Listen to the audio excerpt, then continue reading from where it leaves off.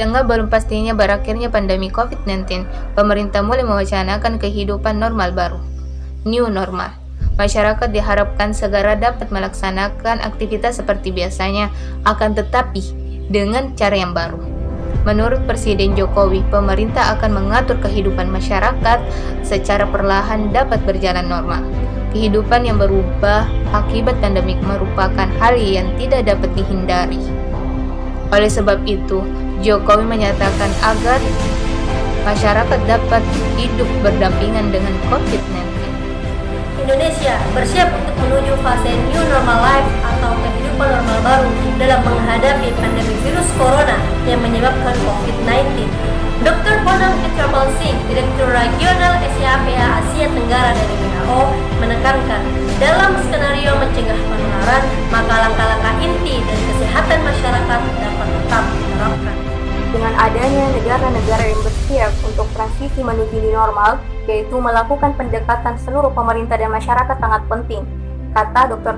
Singh dalam rilisnya di situs resmi WHO pada hari Jumat 29 Mei 2020. Namun, seperti yang disampaikan Presiden Jokowi, pada saat new normal diberlakukan, maka pentingnya seluruh masyarakat maupun kalangan untuk memperhatikan dan mengikuti aturan protokol kesehatan COVID-19. Di situs kompas.com 29 Mei 2020. Masih senada, Menko Polhukam Mahfud MD menyatakan bahwa dengan adanya pandemi corona COVID-19, maka perekonomian menjadi sangat sulit. Selain itu, kata dia, masih belum jelasnya pandemi ini berakhir, maka perlu cara hidup baru atau disebut dengan the new normal life. Hingga pada hari ini, jumlah kasus COVID-19 masih terus mengalami peningkatan. Berdasarkan data dari situs resmi Pemkot Surabaya, tercatat jumlah positif kasus COVID-19 mengalami peningkatan hampir 100% dalam sepekan terakhir. Pada tanggal 20 Mei 2020 yang lalu, jumlah kasus COVID-19 mencapai 1.255 jumlah kasus, menjadi 2.118 jumlah kasus pada tanggal 26 Mei 2020 yang lalu. Bahkan data terbaru hari ini, Surabaya bukan lagi menjadi area merah, melainkan sudah berubah menjadi zona hitam, yang mana hampir seluruh daerah di Surabaya tersebut terpapar oleh wabah ini, yaitu virus. Ketika wabah virus corona menyerang negeri ini, mengakibatkan terjadinya perubahan tatanan sosial, di mana kita diharuskan untuk selalu stay at home, beribadah di rumah, bekerja di rumah, bersekolah di rumah, dan keluar rumah jika ada keperluan yang penting, melakukan physical distancing, larangan mudik, dan lain sebagainya. Tujuan ini ialah agar kurva peningkatan dan penyebarluasan wabah ini menjadi menurun dan berkurang. Namun kenyataannya yang terjadi adalah kebalikan dari apa yang kita harapkan. Kurva peningkatan penyebarluasan wabah ini semakin meningkat, bahkan terjadinya lonjakan peningkatan kasus perharinya, 500, 600, bahkan hampir mencapai 1.000 kasus perharinya. Di tengah kondisi Indonesia yang memprihatinkan ini, malah pemerintah mengeluarkan kebijakan baru, yaitu the new normal life, di mana kita diperbolehkan untuk melakukan aktivitas yang seperti biasanya di luar rumah. Jadi tidak ada lagi yang namanya stay at home, tidak ada lagi yang namanya bekerja di rumah, bersekolah di rumah, dan beribadah di rumah. New normal tidak menjamin masyarakat bisa mengikuti arahan agar patuh pada protokol kesehatan. Jangankan ketika diterapkannya new normal, saat PSBB pun masih banyak orang-orang yang keluar rumah tanpa ada kepentingan yang mendesak. Bahkan di sebagian daerah pun masih banyak orang-orang yang asyik berkumpul, apalagi saat lebaran beberapa hari yang lalu. Jika alasan pemerintah karena alasan untuk meningkatkan ekonomi, harusnya pemerintah bisa menangani hal tersebut, bukan malah mengorbankan nyawa rakyat. Alih-alih bisa meningkatkan ekonomi, justru malah berdampak meningkatkan kasus COVID-19, melihat masih kurangnya fasilitas kesehatan yang ada di Indonesia. Nah, untuk itu, perlunya penanganan yang sangat serius dalam menangani kasus wabah seperti ini, sebagaimana yang pernah dicontohkan pada saat Islam memimpin dahulu. Tentu semua masalah akan ada solusinya. Bukankah Allah Subhanahu wa Ta'ala telah memberikan solusi melalui junjungannya Rasulullah Shallallahu Alaihi Wasallam dan para sahabat dalam menyikapi suatu penyakit?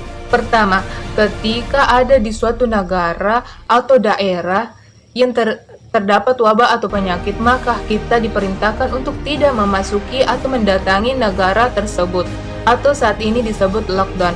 Akan tetapi, ketika kita berada di negara atau daerah tersebut, maka kita diminta untuk bersabar dan terus berdoa serta ikhtiar kepada Allah Subhanahu wa Ta'ala.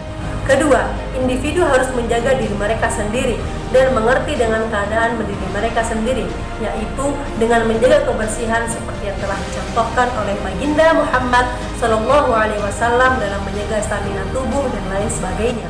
Ketiga, memutus kerjasama dengan asing seperti mengirim TKA dan memutus kegiatan impor dari negara yang terjangkit virus corona.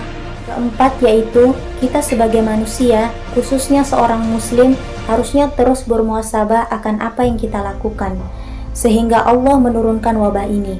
Sebab tiada penyakit kecuali Allah lah yang menurunkannya. Mempunyai rasa takut akan wabah ini adalah hal yang fitrah.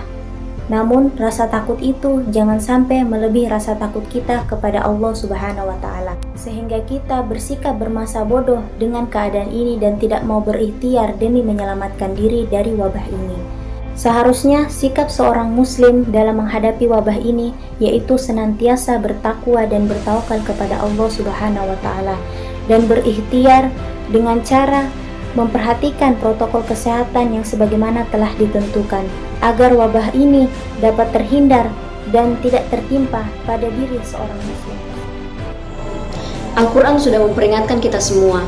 Allah Subhanahu wa Ta'ala berfirman, yang artinya setiap bencana yang menimpa di bumi dan yang menimpa dirimu sendiri, semuanya telah tertulis di dalam kitab Lauhul Mahfuz sebelum kami mewujudkannya. Sungguh yang demikian itu mudah bagi Allah, agar kamu tidak bersedih hati terhadap apa yang luput daripada kamu, dan tidak pula terlalu berbahagia terhadap apa yang diberikannya kepadamu. Dan Allah tidak menyukai orang-orang yang sombong dan membanggakan diri. Quran Surat Al-Hadid ayat 22-23.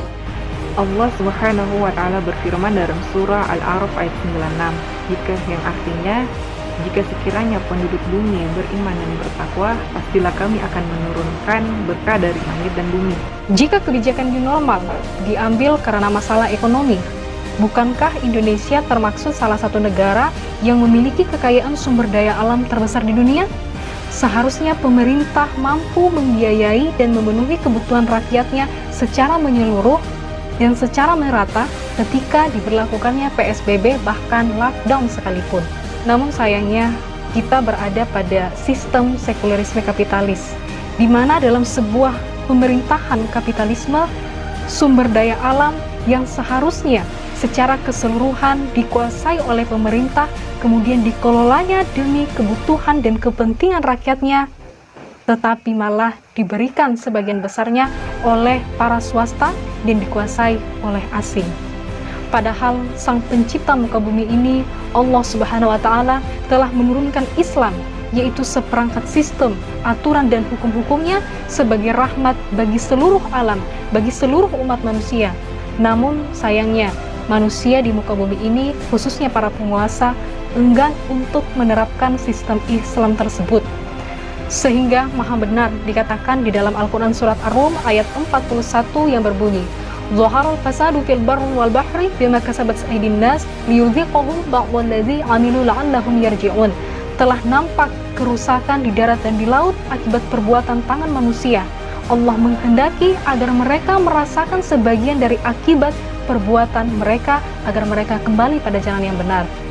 Semoga dengan wabah corona ini membuat kita tersadarkan bahwasanya sistem, aturan, hukum buatan manusia tak mampu dan gagal dalam mensejahterakan dan memakmurkan rakyatnya, sehingga kita sadar bahwasanya sistem Allah, aturan dan hukum-hukum Allah yang hanya mampu mensejahterakan dan memakmurkan rakyatnya, karena Allah Subhanahu wa Ta'ala telah menurunkan Islam sebagai rahmat bagi seluruh alam dan seluruh umat manusia.